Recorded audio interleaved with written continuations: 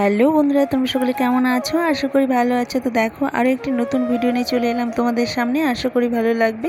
তো দেখো ওয়েদারটা কতটা সুন্দর, সত্যি প্রাকৃতিক এই দৃশ্যগুলো না অপূর্ব, মন ছুঁয়ে নেওয়ার মতো।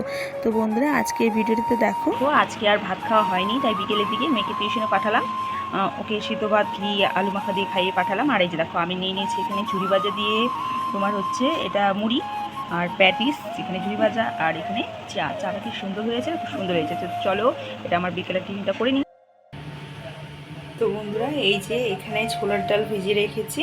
এই ছোলার ডাল করব আজকে রাত্রে, আর লুচি না হয়তো পরোটা বা রুটি যে কোনো একটা করব। আটা মাখবো। বর যদি বলে লুচি খাবে লুচি করে দিব, যদি বলে পরোটা খাবে পরোটা করে দিব, আর রুটি খেতে চাইলে রুটি দিব। তো চলো ছোলার ডালটাকে ভিজিয়ে রেখেছি বিকেলের দিকে। এবার আমি এই যে প্রেশার নিয়ে নিয়েছি, তো প্রেশারে সিদ্ধ দিয়ে দেবো। প্রেশারে ছিল ভাতগুলোকে নামিয়ে একটু ধুয়ে নিয়েছি, তারপর এই ডালগুলোকে দিয়ে দেবো। তো চলো বন্ধুরা, ডালগুলোকে দেখো, ডালগুলো সুন্দর ভিজে গিয়েছে। তো এখানে পরিমাণ মতো ডালগুলো দিয়ে দিয়েছি। এই যে পরিমাণ মতো নুন দিয়ে দিলাম ডালের মধ্যে, তাহলে তাড়াতাড়ি ডালগুলো সিদ্ধ হয়ে যাবে। বেশি একটা সিটি দিব না, দুটো সিটি দিলেই হয়ে যাবে ডাল সিদ্ধ। ও ডালের মধ্যে কাঁচা লঙ্কাও দিয়ে দিয়েছি, তাহলে সিদ্ধের সময় কাঁচা লঙ্কাটা সিদ্ধ হয়ে যাবে। তো বন্ধুরা দেখো এখানে আটা নিয়ে নিয়েছি, এই যে পরিমাণ মতো চিনি নিয়ে নিয়েছি। তো এখানে আমি আজকে পরোটা করব। তো এই যে পরিমাণ মতো নুন নিয়ে নিয়েছি। তো এগুলোকে সুন্দর করে একসাথে মেখে নিব। তার সাথে দিব একটুখানি সাদা তেল। তো এটা পরোটা হবে, সে কারণে এখানে রিফাইন তেলটাই ইউজ করছি।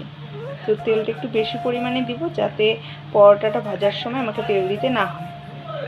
তো দেখো এই যে এখানে তেল দিয়ে দিয়েছি। এবার তেল দিয়ে সুন্দর করে এগুলোকে একসাথে ম্যারিনেট করে নিব। তারপরে কি করব বলো তো, তারপর হালকা জল দিয়ে মেখে নেব।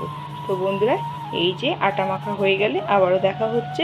তোমরা আমার পাশে থেকো, তোমরা আমাকে সাপোর্ট করো, তাহলে আমি আরও উৎসাহিত হব, আরও নতুন নতুন ভিডিও তোমাদের সামনে তুলে ধরার চেষ্টা করব।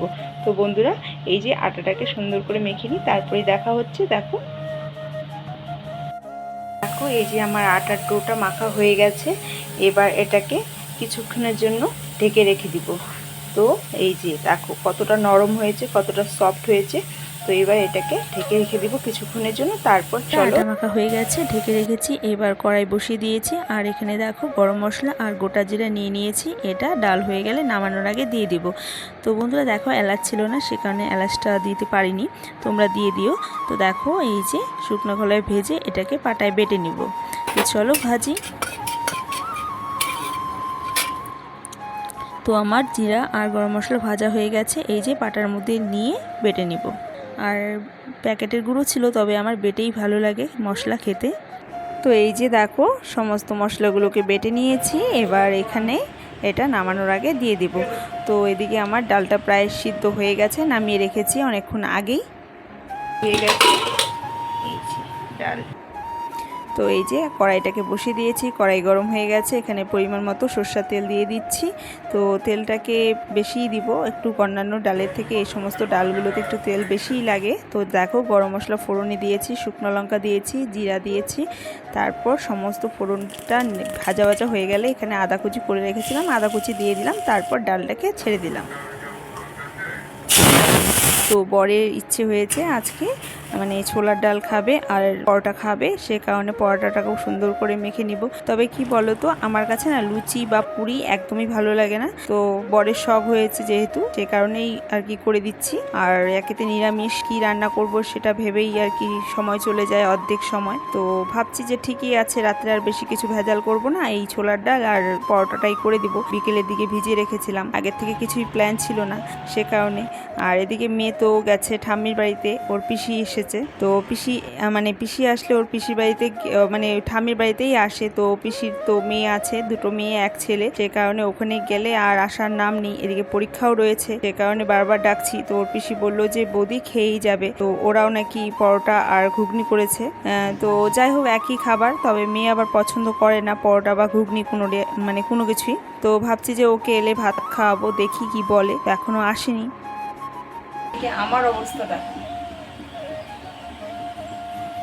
তো বন্ধুরা প্রচণ্ড গরম, প্রচণ্ড গরম, মানে ওয়েদারটা খুবই খারাপ, বৃষ্টি, এই রৌদ্র এই বৃষ্টি প্রচণ্ড খারাপ। এই রুটি মাখতে মাখতে দেখো পরিস্থিতি কি হয়েছে, পুরো ঘেমে গেছে। তো চলো এবার আমি এই পরোটাটাকে করে নিব।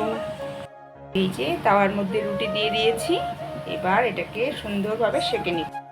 তো এই যে এক পাশটা উল্টে দিয়েছি, দেখো এই যে দেখো পরোটাটা হয়ে গেছে। একটার উপরে আর একটা পরোটা দিয়ে দিব, তাহলে কি হবে বলো তো, এই যে এইটার তেলটা ওটা মানে টেনে নিবে, দেখেছো? এবার এটাকে এখান থেকে উল্টে দিবে। এই তো এটা হচ্ছে টেকনিক।